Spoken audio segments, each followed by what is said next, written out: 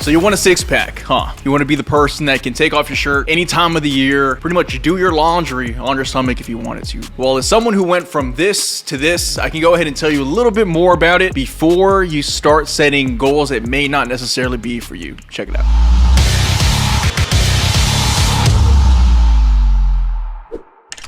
How are y'all doing? It's Aaron Allen, CEO and founder of Basics, and in today's video, we're going to be talking a little bit more about getting lean, what it truly takes, and the difference between people that can do this sustainably and people that don't have what it takes just in general. So first and foremost, when it came down to me developing my fitness, it wasn't necessarily as easy as most people think it might be for me. And there's a lot of things that I wish people would have told me back when I was first cutting down from 220 pounds all the way down to 165 that no one really told me. So first and foremost, when it came down to me cutting, I didn't understand how hard the dieting adjustment was going to take. I remember when I first started cutting down when I was in high school. It was my first time truly cutting down. And the reason being is because I was a wrestler. I was someone that played football, I ran track, I swam a little bit, and when it came down to me getting lean, I was able to eat the occasional bag of chips. I was able to get the pizza, the burgers, go to Olive Garden, get anything I wanted to, and even carb up quite a bit while still losing weight the next day. And the reason I was able to do this was because as a 17, 18-year-old kid, you're able to go work out as much as you want to. And you don't have any other responsibilities you're assigning yourself in order to be a functioning adult. So when I turned 23 years old, I remember thinking that I could approach fat loss the same way that I did when I was an 18-year-old kid. So guess what I was doing? I was having cheat meals every other day. When you really break down how much each day counts for from a mathematical standpoint, each day is about 14% out of your week. You miss 2 days, it doubles. You go from 86% all the way down to 72%. Now for missing 2 days out of the week, you're now a C- student. People don't necessarily do the math, which is why skipping weekends when you're dieting is one of the most counterintuitive things that you can possibly do, because each day counts for 14%, and if you're missing 2 days, you're immediately putting yourself in a category to where the highest grade that you can possibly get if you execute 100% Monday through Friday is a C-. And I don't know about you all, if I would have went to, my parents and I had a grade on my report card and I was proud of a C-, they would probably look at me a certain way. So as adults, we need to do the same exact thing. A very stringent diet plan, nutrition plan, and tracking your macros is very, very key if you want to continue not only to see progress, but to sustain that level of progress as you continue to lose weight. Number two is how little cardio really matters when it comes down to losing weight. I used to be the kind of guy that when I was trying to get back in shape after my whole high school career of being an athlete, I remember thinking that in order to lose the weight, I had to exercise just as much as I did when I was in high school. So I was someone that was like, if I was in football, I was running. I was also used to swim, so I was swimming. I also used to do track, so I was sprinting. I also did some weightlifting, so on and so forth. And a few times in my life, I've been able to lose quite a bit of weight, but sustaining it was always difficult for me. And the reason it was always difficult for me at that time is because I lost it by swimming every morning, working out every afternoon, and sprinting every evening. And I was able to do this for a short period of time, eat not as stringent as most people would take pride in, but I lost the weight. And then in order for me to keep on losing weight or to sustain that, I had to maintain that same level of activity, which for me just was not a big thing that I wanted to do, right? I had other things that I wanted to pursue. And at that time, I started realizing the importance of not necessarily needing to do sprints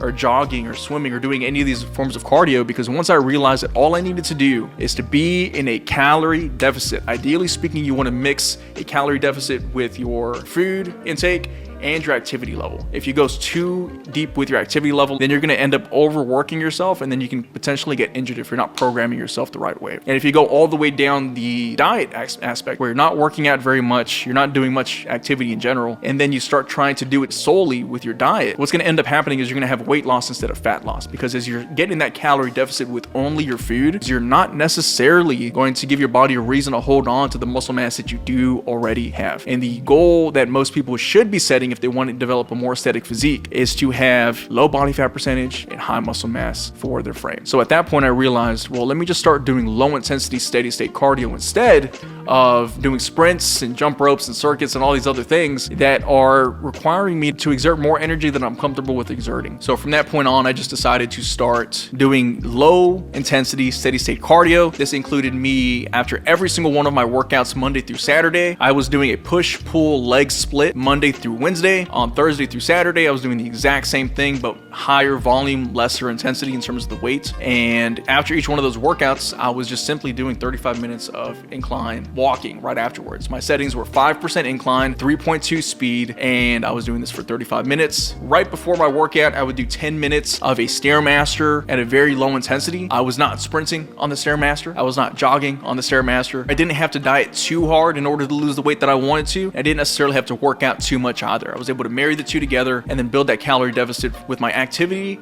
and my diet working in unison with each other, which is why I'm a big fan of working with one single person if someone ever wanted a personal trainer, right? So like the best person to work with in terms of, you know, a coach or like an expert is someone that is handling your nutrition and your fitness. That way that person can understand how they work in unison, because that person might be able to understand when your leg days are, how grueling they are for you, and what body type you have, and then what kind of carbs might work better for you on one day versus the next. So if it's a leg day, someone that's working with you as your sole coach, personal trainer, whatever the case may be, can understand on leg days, this person right here does not break any PRs. Let's change up his meal plan so we can add some more carbs in this day. So we have some more complex carbs in the morning that can digest slowly but surely. And by the time he works out in the afternoon and the evening, if that's already kind of coordinated, he'll have that energy in his stomach. Which again, if you want more information about how we, the Basics team, can help you out a little bit more with your fitness, go ahead and book a call using the link below, and then we can talk a little bit more about your fitness goals, what you're trying to achieve, and how we can help you, you know, not only get lean, but stay there in a healthy way that works for your body. And the third point I want to make is when it comes down to losing weight and being lean, the amount of mental gymnastics that you're going to have to do if you're not necessarily someone that sees yourself as being lean and healthy and fit and just rip. The amount of things you're gonna have to envision, the amount of behavior changes you're gonna have to make, the amount of mental rewiring you're gonna have to do in terms of the way you see yourself, the way you see food, and the way you see other people kind of living their life and you choosing to live in the opposite manner. No one ever told me how difficult that change was gonna be. Like, you can't just cross your fingers and just like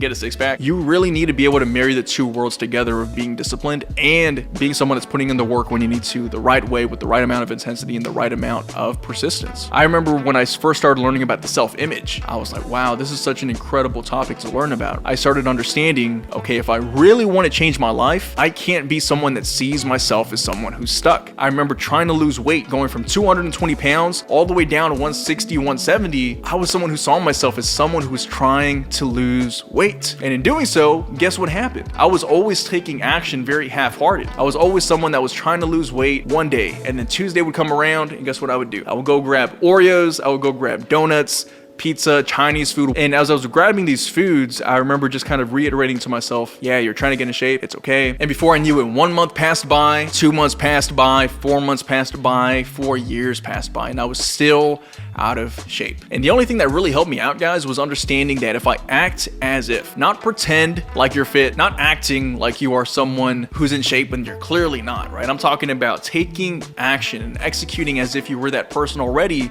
that had the body that you desired. And if you always just understand that mental game of things, to where you wake up in the morning and you have a workout scheduled at 6 a.m. or whatever you're supposed to do, ask yourself in that very moment, okay, what would six-pack me do? Would six-pack me work out exactly on time with the right amount of intensity and fast until he's done with his workout? Or would he skip this workout, maybe skip the whole day, wait until tomorrow, so on and so forth? And typically then you'll be able to come up with the obvious answer. And being able to learn how to act as if I was already the exact version of myself that I wanted to be has been such a powerful thing for me to learn and really transfer over to every other area of my life. Because once you get your fitness dialed in, guys, it is so easy to take those same traits and transfer them over to business. It's so easy to take them over and transfer them over to relationships or transfer them over to any other area of your life that you're trying to build as a busy man. So just understand that if you dial in your fitness and you get lean and you accept these 3 ugly truths, the work is not easy. Getting lean is not easy, but it is simple. The work is simple. The work has to get done the right way with the right amount of intensity and the right intention, because you got to think about it, guys. The more effort that you put into something, the more value that you're going to get out of it once you put that effort in, and then you realize, man, it was all worth it. Love you all very much. Thank you all for watching this video. If you have any more questions on fitness, nutrition, or self-improvement, go ahead and comment them down below. I'd be happy and eager to answer them in a future YouTube video. If you want some information about how I and my team can potentially help you get the body of your dreams, feel more confident than ever, and just make better overall decisions in every area of your life by simply prioritizing prioritizing yourself and the man that you see in the mirror, go ahead and book a free 15-minute game plan call with myself personally to where we can talk a little bit more about your fitness goals and everything else that you're trying to achieve within a 16-week to a year's time frame, right? We have several different packages that we can offer you. And if we're, a good fit to work with each other and you feel confident in us and we feel confident in you, then maybe we can team up on your fitness goals and we can help you out. If no one's told you in a minute, I'll tell you right now, it's time to get your shit together, man. Let's go.